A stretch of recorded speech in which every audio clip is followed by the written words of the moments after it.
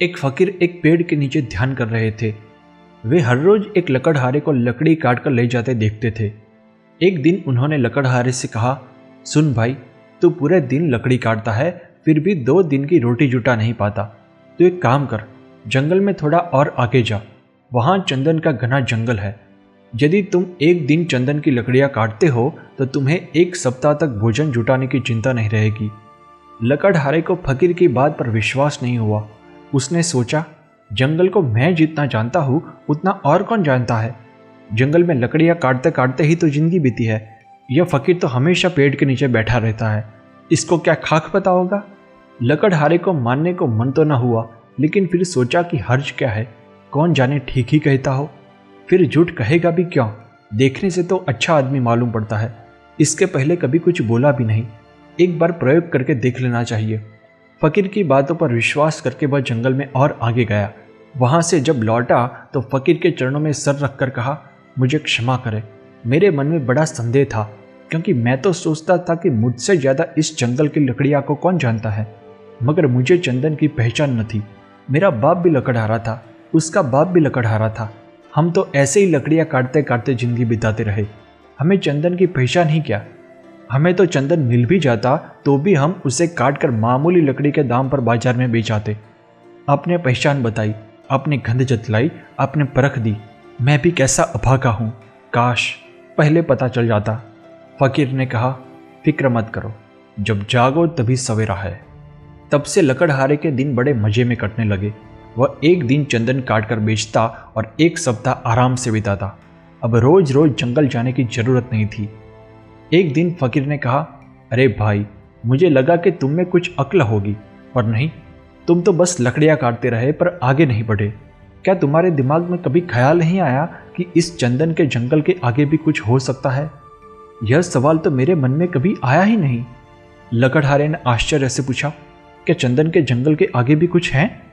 फकीर ने हल्की मुस्कान बिखेर कर कहा, हाँ, चंदन के जंगल के आगे चांदी की खदान है।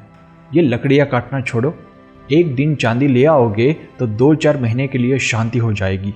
अब लकड़हारे को उस फकीर पर भरोसा होने लगा। बिना किसी संदेह के वह तुरंत भागा। चांदी हाथ लगी फिर तो कहना ही क्या, चांदी ही चांदी थी। एक बार चांदी लेकर आता, फिर 4-6 महीने तक आराम हो जाता। फकीर ने एक दिन उससे कहा, अरे तुम कभी अपने आप जागोगे या नहीं? क्या मुझे ही हर बार तुम्हें जगाना होगा? चांदी की खदान के आगे सोने की खदान है मूर्ख। तुझे खुद अपनी तरफ से सवाल, जिज्ञासा, मुमुक्षा कुछ नहीं उठती कि जरा आगे और देख लूँ? अब 6 महीने मस्त पड़ा रहता है, घर में कुछ काम भी नहीं है, फुर्सत है, जरा जंगल में आगे जाकर देख लूँ, यह ख्याल मन में नहीं आता। उसने कहा, मैं भी मंदभागी, मुझे यह ख्याल ही नहीं आया। मैं तो समझा चांदी बस आखिरी बात हो गई, अब और क्या होगा। उसने सोना तो कभी देखा न था, सिर्फ उसके बारे में सुना था। उस दिन वह चांदी की खदान से थोड़ा आगे बढ़ा, उसके हाथ सोने की खदान लग गई। 6 महीने के बाद फकीर ने लकड़हारे को फिर बताया कि सोने की खदान के आगे हीरे की खदान है। हीरे की खदान पर हाथ लगने के बाद लकड़हारे का पूरा जीवन बदल गया। अब उसकी गिनती गांव के धन कुबेर के रूप में होने लगी। एक बड़ा बंगला बनाने के बाद वह और भी अमीर बनने के लिए एक बार फिर हीरे की खदान की ओर निकल पड़ा। पेड़ के नीचे बैठे फकीर ने उसे देखकर कहा, अरे मूर्ख, तुम अब तक समझे क्या नहीं? तुम हीरे की खदान पर ही क्यों रुक गए? मूर्ख शब्द सुनकर अब लकड़हारे के अहंकार को ठेस पहुंची। अब उसने अकड़ कर कहा, ए फकीर, मुझसे इज्जत से बात करो। अब हीरे की खदान के आगे और क्या हो सकता है? फकीर मुस्कुरा कर बोला, हीरे की खदान के आगे मैं हूं। तुम्हें कभी पता ही नहीं चला कि यह आदमी यहाँ बैठा है जो जानता है कि वहाँ हीरे की खदान है, फिर भी हीरे को छूता तक नहीं। उसे हीरो से भी अधिक कीमती चीज अवश्य मिल गई होगी। क्या यह प्रश्न कभी तुम्हारे मन में नहीं आया? उस आदमी ने फिर अपना माथा खुजाया। वह तुरंत फकीर के चरणों में सिर रखकर बोला, मैं कितना मूर्ख हूँ, मुझे यह सवाल ही नहीं आता। तुम जब बताते हो तब मुझे याद आता है। यह ख्याल तो मेरे मन में कभी आ ही नहीं सकता था कि तुम्हारे पास हीरो से भी बड़ा कोई धन है। फकीर ने मुस्कुराते हुए कहा, उस धन का नाम है ध्यान। अब तुम्हारे पास बहुत धन है, अब और पैसे की जरूरत नहीं है। अब जरा अपने भीतर की खदान खोदो, वह सबसे आगे है। ओशो सार, यही मैं तुमसे कहता हूँ, और आगे और आगे चलते ही जाना। तब तक मत रुकना जब तक कि सारे अनुभव शांत न हो जाए। परमात्मा का अनुभव भी जब तक होता रहे, समझना द्वि मौजूद है, द्वैत मौजूद है, देखने वाला और दृश्य मौजूद है। जब वह अनुभव भी चला जाता है तब निर्विकल्प समाधि बनी रहती है।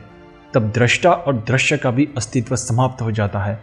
तब कोई भी नहीं बचता, एक सन्नाटा है, एक शून्य है, और उस शून्य में जलता है बोध का दीपक।